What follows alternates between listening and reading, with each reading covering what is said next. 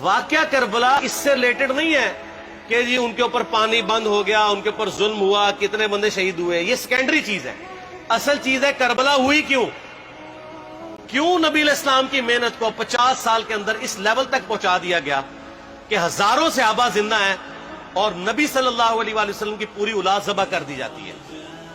ہم تو یہ کہہ نہیں رہے کہ کیسے ذبح کیا انہوں نے، آری چلائی تھی یا تلوار چلائی تھی، یہ تو واقعہ کربلا تو سب کو پتہ ہے، ان کی شہادت بھی سب کو پتہ ہے۔ جامعہ ترمذی میں حدیث ہے حسن و حسین جنتی نوجوانوں کے سردار ہیں اور ان کی والدہ جو ہے وہ جنتی عورتوں کی سردار ہیں، اور المستدرک الحاکم میں حدیث ہے حسن و حسین جنتی نوجوانوں کے سردار ہیں اور ان کے والد ان سے بھی بہتر ہیں۔ تو یہ تو ڈیفینٹ حدیثیں ہیں، یہ تاریخ تو نہیں ہے، نبی علیہ السلام کے فرامین ہیں۔ تو ان کی موجودگی میں ان کے ساتھ یہ کچھ کیا جائے تو ہم نٹی گریٹیز میں نہیں پڑھتے، ہم اس تھیم کے اوپر کہ یہ کون سی چیز تھی جس نے خلافت راشدہ کو ملوکیت میں بدل دیا، ہم اس تھیم کے اوپر بات کرتے ہیں۔ ہم کہتے ہیں چھوڑ دیں، بندے ہندے چھوڑیں، الٹیمیٹلی کیا نکلا ہے، کس کی وجہ سے ہوا ہے، وہ تو حدیث کی کتابوں میں موجود ہے۔ ہم کب کہہ رہے ہیں خفیہ کیمرے لگا گئے جی کس نے گولی پہلا تیر کس نے چلایا، یہ وہ ہم تو بتا رہے کس کے دور حکومت میں ہوا اور ان کا اپنا کردار کیا تھا، اس کو کس طریقے سے لا کے تخت پہ بٹھایا گیا، وہ ساری کی ساری چیزیں تو سامنے ہیں۔ وہ تاریخ کی کتابیں نہیں ہیں، حدیث کی کتابیں ہیں۔ اگر آپ کہتے ہیں کہ بخاری مسلم سے ہم نے صرف رفع الیدین کی حدیثیں لینی ہیں یا ایمانیات کی حدیثیں لینی ہیں اور باقی جو بخاری اور مسلم میں آل امیہ کی بدماشیوں کو ننگا کیا گیا ہے وہ ہم نے نہیں لینی ہے، تو سر پھر آپ اپنے آپ کو کلیئر کٹ، پھر ہم آپ سے واقعہ کربلا نہیں ڈسکس کریں گے، حجیت حدیث میں بات کریں گے۔ آپ کو اپنے آپ کو منکرین حدیث کہنا پڑے گا، یہ آپ اسکروٹنگ کیسے کریں گے؟ اس سے بڑی بات مجھے یہ بتائیں کہ عظمت صحابہ بڑی چیز ہے یا عظمت محمد رسول اللہ صلی اللہ علیہ وآلہ وسلم؟ تو بریلوی یہی تو رونا رو رہے ہیں، وہ کہہ رہے ہیں کہ قرآن میں تھوڑی آیات ہیں، آپ پھر مڑ مڑ کے پڑھتے ہیں قل انما انا بشر مثلکم، اس میں تو نبی علیہ السلام کی تنقیص ہو رہی ہے۔ تو ہم ان کو کیا کہتے ہیں کہ تنقیص مقصد نہیں، نعوذ باللہ، نہ ہو رہی ہے، آپ افضل البشر ہیں لیکن آپ کی سپیشیز بشر ہے، یہ ہم اپنا عقیدہ سمجھتے ہیں، وہ اس کو تنقیص شمار کرتے ہیں۔ تو پھر اس وقت آپ بھی بریلویوں کی بات مان کے تو یہ آیات پڑھنا چھوڑ دیا کریں۔ آپ کہتے ہیں نہیں آیات ہے کیوں نہ بیان کریں، تو ہم بھی کہتے ہیں احادیث ہے کیوں نہ بیان کریں کہ صحیح بخاری میں حدیث ہے 2812 عمار کو ایک باغی جماعت قتل کرے گی، وہ جماعت دوزخ کی طرف بلا رہی ہوگی اور عمار ان کو اللہ اور جنت کی طرف بلا رہا ہوگا۔ اب اس کے نرغے میں جو آتا ہے وہ آئے، میں اپنے نبی سے ٹکر لے لوں آپ لوگوں کے منہ کا خیال رکھتے ہوئے کہ میں نبی علیہ السلام کو کہوں کہ آپ نے کیوں ایسی بات کر دی کہ مولا علی کے مخالفین کو آپ نے دوزخ کی طرف بلانے والی جماعت کہہ دیا، تو لیں آپ ٹکر، جائیں سیدھا دوزخ میں، اور تھوڑی جرت کریں آپ یہ کہا کریں کہ اے اللہ، اپنے لیے کہا کریں کہ اللہ تعالیٰ آپ کا حشر یزید اور یزید کے آباء و اجداد کے ساتھ کرے اور اس کی اولاد کے ساتھ۔ ہم کہتے ہیں کہ اللہ تعالیٰ ہمارا حشر جو ہے وہ مولا حسن حسین، مولا علی علیہ السلام اجمعین اور اہل بیت کے ساتھ کرے، آمین۔ اور آپ میں تو اتنی جرت نہیں آپ یہ بات بھی کر سکیں کیونکہ ان کو پتہ ہے۔ تو نبی علیہ السلام کی احادیث کو بیان کرنے کو یہ سمجھتے ہیں کہ جی اس سے مصیبت کھڑی ہو جائے گی تو اپنے آپ کو منکرین حدیث ڈکلیئر کریں، پھر حجیت حدیث کا مقدمہ ڈسکس ہوگا، پھر کربلا نہیں ڈسکس ہوگی۔ اور یہ ٹی وی پہ بھی آ کے مولوی بیٹھے ہوتے ہیں، سنیوں کے بھی شیعوں کے بھی، مڑ مڑ کے جی وہ یزید نے یہ کر دیا۔ وہ یزید نے کیا کیا ہے یار؟ وہ تو سسٹم کا نمائندہ بن کے آیا جو پیچھے سے خراب تھا۔ یزید کو لے کے بیٹھے ہیں، یزید یزید یزید یزید، بھائی پیچھے سے معاملہ خراب ہوا۔ اگر نہیں یقین آتا تو یہ بخاری مسلم کی میں نے آلموسٹ 200 سے زیادہ حدیث مین اسٹریم کی کتابوں سے اکثر بخاری مسلم جمع کیے، پڑھے، اور سر میں نے تو ان کو چیلنج دیا ہے یہ حدیثیں پڑھ کے نا اپنے ممبروں سے صرف ان حدیثوں کی تشریح اپنی پبلک کے سامنے کر دیں، نہیں کر سکتے، تو وہ لعنت کے مستحق تو ہو رہے ہیں حق چھپا کے، اور قیامت دن کے منہ پہ لگام ڈالیے، اور پھر مڑ مڑ کے کہتے ہیں نہیں جی وہ کچھ چیزیں خاص ہوتی ہیں وہ عوام الناس کے سامنے نہیں کرنی چاہیے، وہ صحابہ کرام بھی بعض کا ایسی باتیں پبلکلی نہیں کرتے تھے۔ میں نے اس کے اوپر بڑا ایک میرا کلپ ہے یوٹیوب پہ، مولا علی سے متعلق 5 جھوٹ، تو میں نے کافی ساری چیزیں اس میں ڈسکس کی ہیں، لیکن میں یہ کہتا ہوں کہ اللہ کے بندو جو چیزیں نبی علیہ السلام نے منع کی ہیں بیان کرنے سے وہ تو ہم ڈسکس کر بھی نہیں رہے. میں نے آج تک آپ کو منافقین کے نام بتائے؟ آپ نے حذیفہ ابن یمان کو بتایا تھے نا آپ صلی اللہ علیہ وسلم نے, صحیح بخاری میں آتا ہے. تو میں نے آپ کو بتایا, آپ رازدار رسول تھے, وہ ختم ہوگی بات. میں نے کبھی ڈسکس کی ہے؟ اگرچہ میں نے صحیح مسلم کی حدیث 7035 نمبر ڈسکس کی ہے کہ نبی علیہ السلام نے فرمایا میرے صحابہ میں 12 منافق ہیں, وہ کبھی بھی جنت میں داخل نہیں ہوں گے یہاں تک کہ سوئی کے ناکے سے اونٹ نہ گزر جائے, اور ان میں سے 8 ایسا ہے جس کی کمر پہ دوبیلا پھوڑا نکلے گا. میں نے آج تک آپ کو بتایا کہ کس کس کی کمر پہ دوبیلا پھوڑا نکلا اور اس کی موت اسی پھوڑے میں ہوئی ہے؟ بتایا؟ تو میں تو وہ چیزیں ڈسکس بھی نہیں کر رہا, میں وہ چیزیں ڈسکس کر رہا ہوں جو نبی علیہ السلام نے علامات النبوہ میں بتائی ہیں. یہ امام بخاری حدیث نبوت کی دلیل کے چیپٹر میں لے کے آئے ہیں, اور امام بحیقی نے 3500 احادیث پر مشتمل ایک کتاب لکھی ہے دلائل النبوہ, کہ ہم نبی صلی اللہ علیہ وسلم کو نبی کیوں مانتے ہیں, اس کے اوپر. اور اس میں یہ ساری حدیثیں عمار بن یاسر کے قتل والی لے کے آئے ہیں بتانے کے لیے کہ دیکھیں ہمارے نبی علیہ السلام کی نبوت کی دلیل ہے کہ آپ نے اپنی وفات کے آلموسٹ 30 سال کے بعد ہونے والے واقعے کو پہلے ہی بتا دیا. یہ حدیثیں چھپانے والی نہیں, بیان کرنے والی ہے. علامات النبوہ کی حدیثیں آپ کہتے ہیں چھپائیں. اگر کوئی حدیث دنیا میں نہیں چھپائی جا سکتی نا تو علامات النبوہ والی حدیث ہے, کیونکہ وہ تو نبی صلی اللہ علیہ وسلم کی نبوت کو جسٹیفائی کرتی ہے. ورنہ میرا ایک معصومانہ سوال ہے کہ نبی صلی اللہ علیہ وسلم نے یہ باتیں کر کے ان کے زوم میں نعوذ باللہ امت کو مصیبت میں ڈال دیا. آپ نے خود ہی فرمایا کہ یہ ہوگا. کیوں فرمایا آپ نے؟ میں تو بیان کر کے مجرم ہوں, تو جس نے مجھے خبر دی ہے ان کے بارے میں آپ کا کیا خیال ہے؟ یہ مسند احمد کی حدیث یہ میں نے گھر بیٹھ کے بنائی ہے کہ میری بیوی کا کیا حال ہوگا جس پہ خوف کے کتے بھونکیں گے. تو سیدہ عائشہ سے مجھ سے زیادہ نبی علیہ السلام کو محبت تھی, لیکن آپ اللہ کے پیغمبر تھے, آپ نے اپنے گھر کی خبر بھی نہیں چھپائی, بتا دی کہ یہ ہوگا.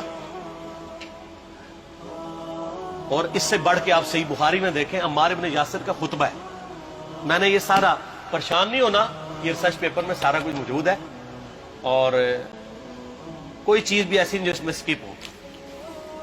صحیح بخاری میں خطبہ ہے کہ عمار بن یاسر کو مولا علی نے بھیجا کوفے میں. کوفے والے نیوٹرل ہو گئے تھے کیونکہ بصرہ سے سیدہ عائشہ آ رہی تھی, اور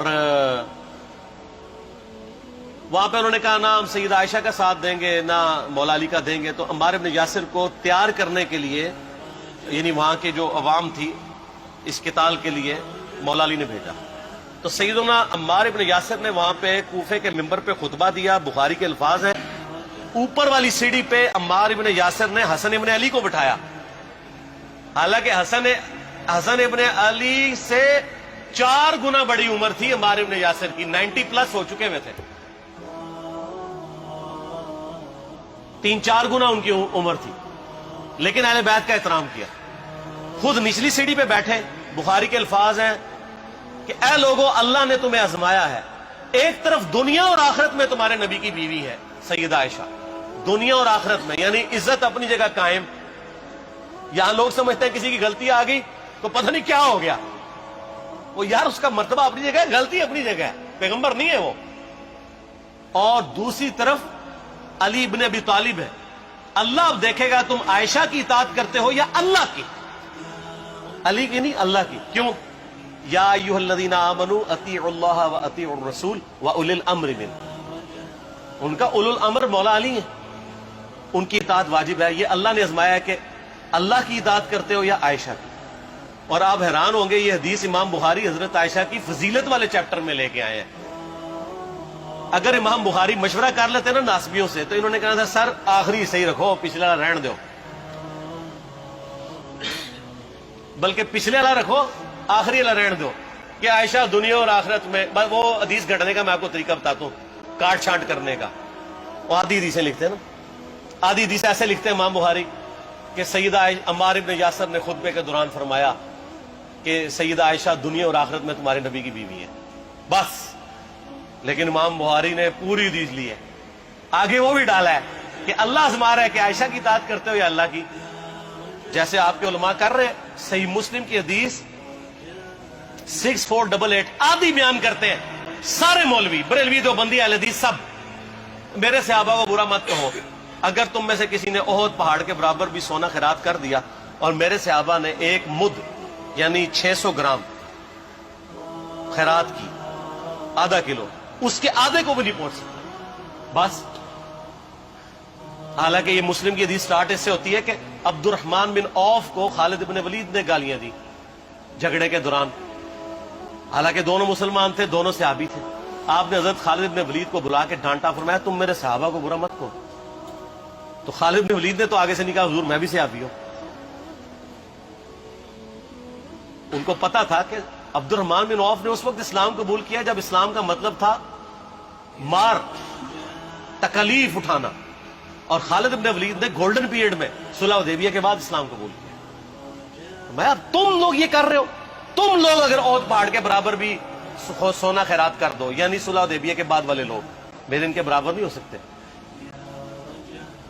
اور جو فتح مکہ پہ معافی مانگ کے مسلمان ہوئے ہیں طلقاء، مؤلفۃ القلوب آل امیہ، ان کا تو لیول ہی کچھ نہیں ہے۔ یہاں تو خالد بن ولید کے بارے میں یہ بات کی جا رہی ہے، اور پھر وہ مؤلفۃ القلوب اپنے زمانے میں ممبروں پہ سب و شتم کروائیں سیدنا علی پر۔ تو سب سے پہلے تو ان کو کہنا چاہیے جن کے بارے میں حدیث تھی کہ تم صحابہ کو گالی مت دینا۔ ہم نے تو خیر کبھی دی بھی نہیں ہے۔ اور میں یہ آخری جملہ ان کو ایسا بولتا ہوں کہ جو ان کے دماغ تک ڈرل کر جائے گا کہ آل امیہ نے جو کچھ اپنے دور کے اندر سیدنا علی کی گستاخیاں کی ہیں نا، ہم نے تو ویسی کوئی ایک گستاخی بھی آل امیہ کے بارے میں نہیں کی ہے۔ میں نے آج تک آل امیہ کے اوپر بائی نیم کسی کے اوپر لعنت کی ہے؟ حالانکہ یہ مولا علی پہ کرتے رہے، یہ ہے لعنتی خود ہو گئے نا۔ جب مولا علی پہ لعنت کی تو لوٹ آئی۔ مسند ابی اعلیٰ میں صحیح سند کے ساتھ حدیث موجود ہے، مسند احمد میں بھی موجود ہے کہ سیدنا علی کو جس نے گالی دی اس نے رسول اللہ کو گالی دی صلی اللہ علیہ وسلم۔ جب ام سلمہ نے کہا تھا، شیخ زبیر صاحب نے اس کو تحکیم میں صحیح لکھا ہوا ہے فوٹ نوٹ کے اوپر، کہ لوگوں تمہارے ممبروں پر رسول اللہ کو گالیاں دی جاتی ہیں، تو انہوں نے کہا معاذ اللہ، ہم کب کہیں گے، ایسا نہیں ہو سکتا۔ تو ام سلمہ نے کہا تم لوگ علی اور اس سے محبت کرنے والوں پہ گالی گلوچ نہیں کرتے ہو کیا؟ جبکہ میں نبی کی بیوی کہتی ہوں کہ سب سے زیادہ رسول اللہ سے محبت، سیدنا علی سے محبت نبی صلی اللہ علیہ وآلہ وسلم کرتے تھے۔ لہٰذا جب یہ تم کہتے ہو نا علی پر لعنت، علی سے محبت کرنے والوں پہ لعنت، تو یہ لعنت تو تم نبی علیہ السلام تک لے کے جا رہے ہو نعوذ باللہ، کیونکہ علی سے محبت کرنے والا پہلے نمبر پہ نبی صلی اللہ علیہ وآلہ وسلم ہے۔ اور پھر کہتے ہیں سب کا مطلب تنقید ہے، اور نہ، پرانیاں گلاں، پرانے بابے، پرانے بزرگ، جھوٹے ہو۔ صحیح مسلم کھولو 6229 غدیر خم سے اگلی حدیث، لعن اللہ ابا التراب کے الفاظ ہیں، مٹی والے ابن ابی طالب پر لعنت، یہ الفاظ موجود ہے۔ سب کا ترجمہ لعنت ہی ہے، تنقید نہیں ہے۔ اچھا پھر میرا معصومانہ سوال ہے کہ اس کا مطلب ہے صحابہ پہ تنقید کرنا اچھا کام ہے؟ کہیں گے نہیں۔ تو بتاؤ یہ برا کام کون کرتا تھا؟ شیعہ کا ابا کون ہے؟ رافضیوں کا ابا کون ہے؟ آل امیہ۔ تو لہذا شیعہ نو میں کہنا کہ تسی شیخین کے اوپر بکواس اور تبرہ کرنے کی بجائے نا، آپ لوگوں کو حقائق بتائیں کہ ٹوٹی کمند کہاں۔ سب مجرمین آل امیہ ہے، اور یہ آل امیہ اور بنو ہاشم کی لڑائیاں نبی علیہ السلام کی بعثت سے پہلے چل رہی تھی، صدیوں سے چل رہی تھی۔ وہ تو پھر اللہ نے بنو ہاشم کو نبوت کے لیے چنا، تو ان کو یہ پھر جیلسی ہضم نہیں ہوئی، وہ چیز آگے چلتی رہی۔ خیر چھوڑ دیں، ایک تلخ ٹاپک ہے۔ صلاۃ بر محمد و آل محمد، اللہم صلی علی محمد و علی آل محمد۔ ٹھیک ہو؟